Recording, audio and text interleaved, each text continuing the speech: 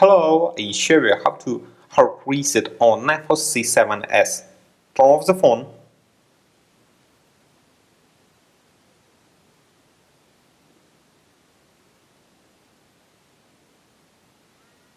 Next, press and hold the power button and volume up key for a few seconds.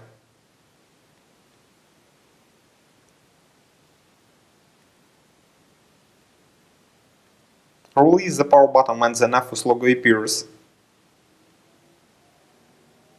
Now use volume key and power button to select factory reset, then choose yes. Your device will now restart successfully. The hard reset is completed now. Subscribe to our YouTube channel and rate the video.